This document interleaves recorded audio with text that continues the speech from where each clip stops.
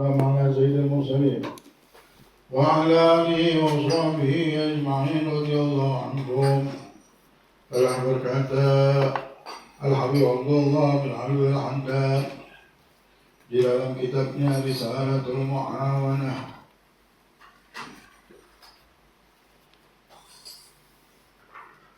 sampai di perkataan hendaknya engkau menghibur hati orang-orang yang susah,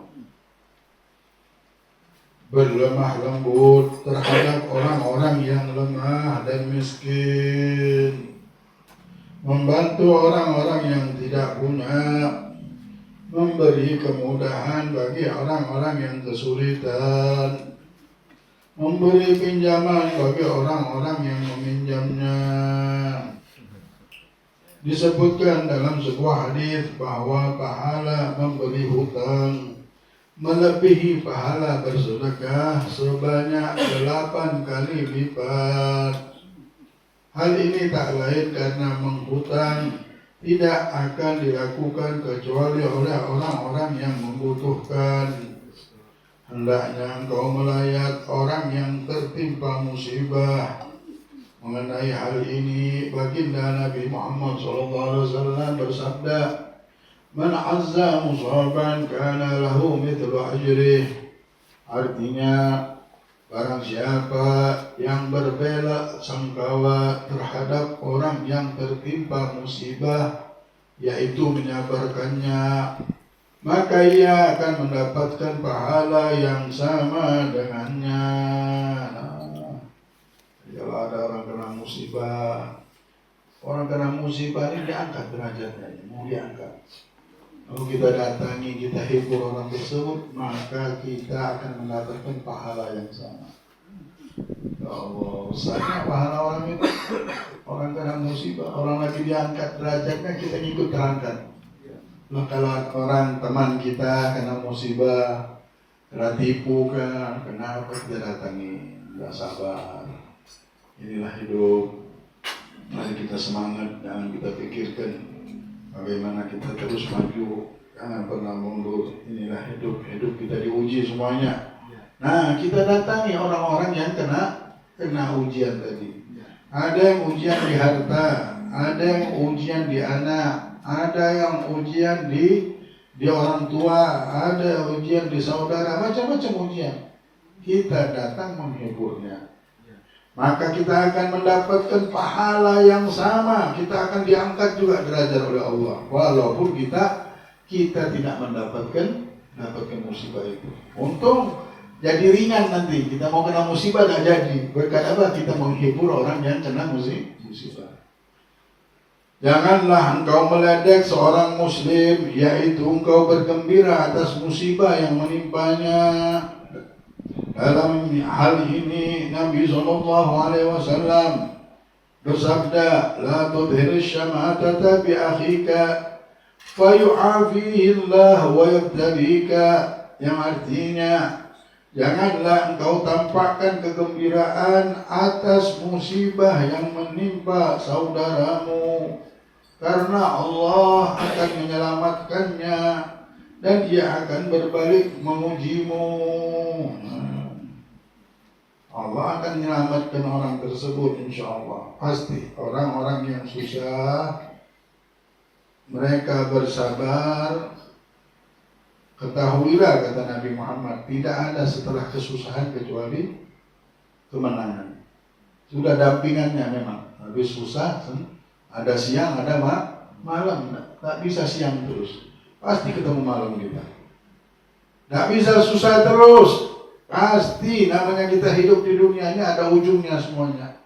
Nah, ketika sampai di ujungnya, mulai turun lagi. Namanya sudah puncak, tak ada lagi. Nah, mulai turun lagi, mulai jalan baru lagi. Begitu juga kalau sudah masalah ini sudah sampai di puncaknya, setelah itu turun lagi, udah hidup baru lagi. Nah, ingat dibilang kata Rasulullah, jangan kau gembira dengan musibah orang. Kegembiraan itu akan menjadikan apa? Akhirnya musibah itu datang ke kita. Jadi kalau ada orang kena musibah langsung bilang inna lillahi wa inna ilaihi raji'un. musibah langsung inna lillahi.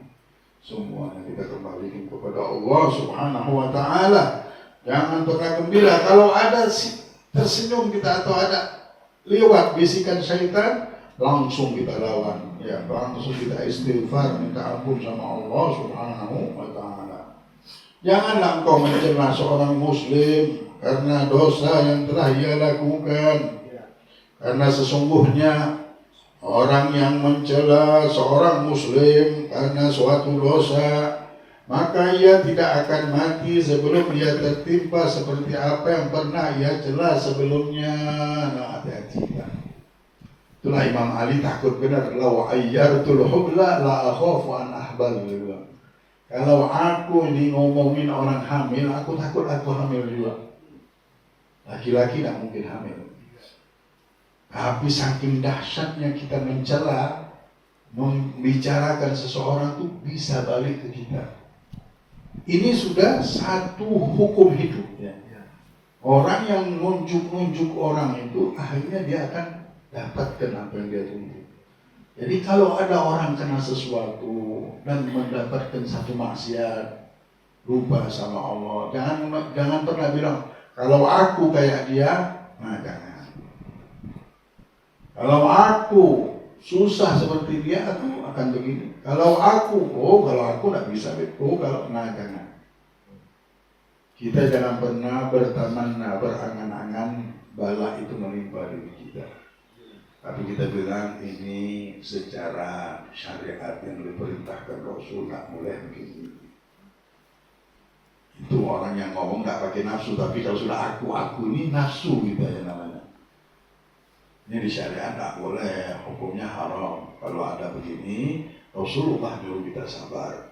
Kalau ada begini, Rasulullah nyuruh kita begini. Kita ngikutin Nabi, insya Allah selamat. Begitu aja bahasanya, nggak usah ngomong kalau aku. Nah, kalau pakai kalimat kalau aku dan kita mencela maksiat tersebut, memang maksiat kita nggak senang. Tapi jangan pernah kita mencela seseorang tersebut dengan dosanya. Kita hina dengan dosanya, maka insya Allah kata Allah Hadad, tidaklah kita mati kecuali kita sudah merasakan maksiat itu dulu. Hati-hati kita bilang maksiat ini begini, nanti balik ke kita. Kadang-kadang ada cerita ke anak, nyambungnya.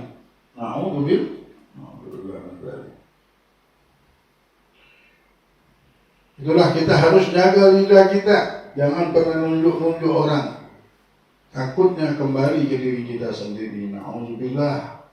Hendaknya engkau melapangkan orang-orang yang kesusahan, memenuhi kebutuhan orang-orang muslim yang membutuhkan, dan menutupi cacat orang-orang Islam yang bersalah. Mengenai hal ini, baginda Nabi Muhammad SAW bersabda, "Man yassara ala mu'sirin yassarahu Allah alaih, wa man satara musliman satarahu Allah fid dunya wal akhirah. Wa man farraja an muslimin kurbatan min kurabi dunya farrajallahu anhu kurbatan min kurabi yaumil qiyamah. Wa man kana fi hajati akhihi kana Allah fi hajatihi. Wallahu fi auni al-'abd ma kana al-'abdu fi auni akhihi." Yang artinya, barang siapa yang memberi kemudahan bagi seorang yang kesusahan, maka Allah akan memberinya kemudahan. Ini janji Nabi Muhammad. Nabi Muhammad kasih tahu kita semuanya. Yang sering memberikan kemudahan, Allah menjamin aku akan mudahkan juga urusannya. Enak kita kalau sudah bekerja sama Allah, berurusan sama Allah. Kenapa kita nolong orang? Karena Allah. Namanya sudah berurusan sama Allah. Allah punya janji. Itulah kalau beribadah kita bukan karena Allah, sayang. Tidak ada janji untuk kita dari Allah. Tapi kalau karena Allah, memang benar-benar sama Allah, Allah berjanji. Yang memudahkan, Allah akan mudahkan kesusahannya. Tidak pernah susah. Baru susah sebentar, langsung dimudahkan sama Allah. Maka Allah akan memberinya kemudahan, kata Rasulullah. Barang siapa yang menutupi seorang muslim, menutupi kesalahan orang muslim, aibnya kita tutupi, Tidak pernah kita ceritakan, tidak senang kita menceritakan aib-aib orang. Maka Allah akan menutupinya di dunia dan akhirat. Allah akan tutupi bukan cuma di dunia. Dunia akhirat ditutup sama Allah. Barang siapa yang melapangkan dari seorang muslim satu kesusahan duniawi, maka Allah akan melapangkan baginya satu kesusahan di hari kiamat. Oh ya Allah. Barang siapa yang berada dalam keperluan saudaranya, maka Allah akan membantu keperluannya. Kalau ada orang susah dia muncul nolong. Kalau ada orang susah dia muncul nolong. Pas dia susah Allah langsung muncul nolong dia. Oh, kalau sudah Allah yang nolong pasti selamat sudah. Dan Allah tidak pernah memberi sesuatu itu biasa, pasti di atas harapan manusia. Dan Allah selalu menolong seseorang hamba selama ia menolong saudaranya. Allah akan nolong hambanya ini terus. Selama hambanya ini senang nolong orang, insya Allah pertolongan Allah pun tidak pernah putus kepada hamba-hamba tersebut. Itulah jaga hidup kita. Kita harus menjaga hidup kita ini dengan apa? Sering tolong menolong, nutupin kesalahan orang, sering nolong orang. Nah, orang kalau sudah hidupnya tidak senang cerita kesalahan orang, seringnya menutupi kesalahan orang, sama senang nolong orang. Wah, dia sudah menjaga hidup dia sendiri. Dia sudah menjaga kehormatan dia sendiri sebenarnya. Jangan kita hobi-hobi berhubung, menyusahkan orang lain. Tidak ada gunanya, lebih baik kita berzikir. Tahu orang salah begini apa. Orang lagi diuji biasa, namanya ujian ini ada aja. Terus jangan senang-senang kita berkumpul yang tidak ada manfaat. Berkumpul majelis, nah bermanfaat. Ya, berkumpul baca Quran bermanfaat. Berkumpul bacaan wirid bermanfaat. Tapi kalau berkumpul menceritakan orang habis, tidak ada gunanya. Ya, ada gunanya. Ya kalau memang Allah dengarkan sebagai supaya kita tahu, dah lewat cukup tahu itu sudah. Tidak usah kita kisah-kisah lagi. Tidak ada manfaat benar-benar. Ya. Kecuali memang ada sesuatu daruriyat yang harus diketahui, ya, supaya tidak ada sesuatu masalah mungkin.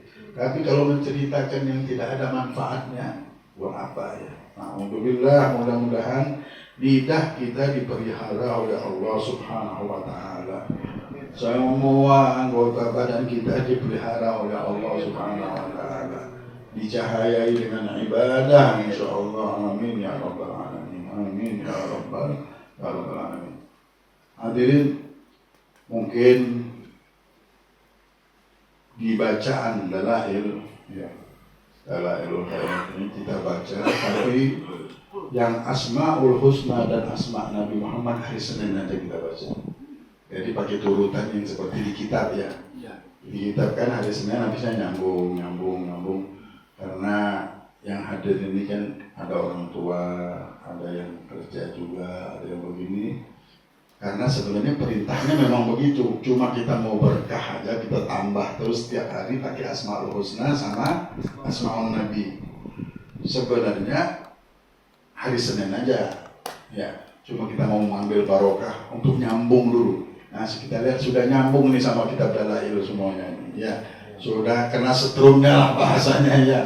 Nah, sekarang kita amalkan setiap hari, Senin, Selasa. Hari Senin yang pertama aja yang pakai Asmaul Husna sama Asmaul Nabi. Setelahnya itu langsung dengan apa? Langsung hizibnya. Selasa langsung hizib Selasa, Rabu langsung Rabu. Nah, mungkin mulai hari ini kita, karena salafus sholihin paling senang memulai sesuatu itu di hari Rabu sama Sabtu. Nah, kita mulai hari ini langsung nggak pakai Asmaul Husna, langsung baca doa itu, dan ringan juga. Ibu-ibu juga ada ngantuk, jadi ibu-ibu ini dimana kalau sudah ibu hilang semuanya dimana. Ada yang ke arus, ada yang ke tujuh, ada yang ke situ, ya baca-baca. Nah, daripada tidur-tiduran juga lebih baik kita langsung ke bacaan. Enak 10 menit selesai hizibnya, 10 menit. Ya, kita baca. jam 7 sudah pulang semuanya, sudah bisa kerja, sudah bisa ini kena semuanya, jadi ya badan segar dan semangat terus ada insya Allah. Hah? Ya nanti nasihatnya ditambah sedikit nanti kitabnya nanti anak sedikit supaya cepat hatam juga di buku baru lagi ya insya Allah. Mudah-mudahan Allah berikan keberkahan kepada kita semuanya insya Allah. Allah Subhanahu wa Ta'ala berikan petunjuk kepada kita semuanya, kita dipelihara oleh Allah Subhanahu wa Ta'ala. Amin ya Rabbal Alamin. Bismillahirrahmanirrahim.